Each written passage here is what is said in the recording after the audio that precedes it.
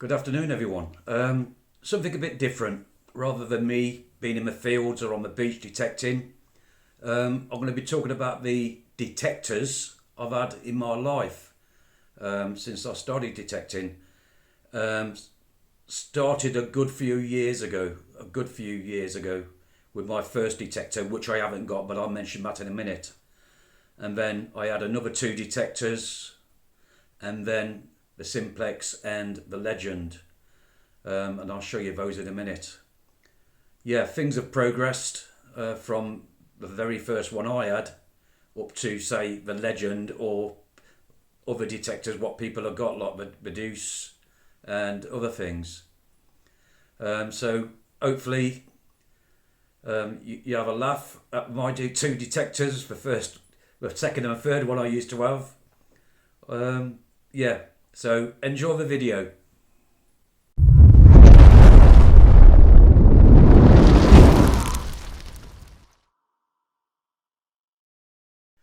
Right, good afternoon, everyone. Um, who remembers their first metal detector? Well, I can remember mine a good few years back, and it used to be a C-scope, which I used mainly for beaches, especially when I was in the forces. Any time I got, especially if I was near beaches, I used to go beach detecting. And it was a good little old detector, which I haven't got anymore. Anyway, progress. The next thing I bought was this machine. This one here doesn't come off, there's no name for it. Made in China. But I'll tell you what, this machine found me a lot of coins, especially in parks and so forth. It was very good at picking up the pound variety. On the front there, you see different symbols for nails, coins, relics, and then it goes into 1 cent and 25 cents. But on the machine, you can either have all metal, it's got discrimination on there, you can notch things out, and the sensitivity you can up or down it. And that was me, so the second machine, elastic bound, holding it together. That's where the batteries go, in the back here. This thing's falling out. That's what I should have given my granddaughter actually, just to play about with. Anyway, progress from there. I ended up, well, my son-in-law bought me this one. It weighs a ton. Let me just take the headphones off. Now this one is a professional MD 5006DTS. That's the screen there. Again, the coil cover does not come off, it stays on. It's quite heavy. It's got everything on there as well. Ground balance, tone, sensitivity, discrimination, and so forth. But it's a very hefty machine. The batteries go into the back of there. Had a little bit of fun with it, didn't really like it.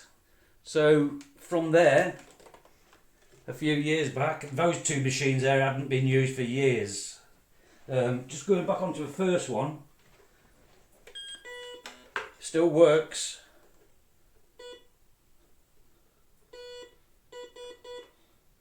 That's on my ring. So I may just give that to my granddaughter so she can have a play about with it in the garden. Right, what was the next machine I got? Well, it had to be the trusty simplex. Not only did I buy myself one, but I bought my son-in-law one as well. It's been a great machine. It's found me lots of stuff. Ahmed's gold, it's found me gold. Utterly love this machine, the old simplex. This was bought from a shop down in Dorset, Detectors, family run business. They provided excellent service for me. Never had an issue with it. That's my backup machine. The next one I got was the Legend. which I'm thoroughly enjoying just as much as Simplex. It's so quiet on the beach, especially on the wet. You just put it into the wet mode, do your fine tuning. You get no noise off it at all until you hit a target. So virtually I've only had 4 machines in my life. 2 of them are redundant, the Simplex and the Legend, which I use. Great machines. Again, this was from Detectors. Right, hope you enjoyed that. Headphones have come a bit better in the days. That's the one I used to use with the larger of the 2 machines I showed you at the beginning. Anyway, hopefully you like the what I've showed you, and hopefully you can show me what detectors you had in your past.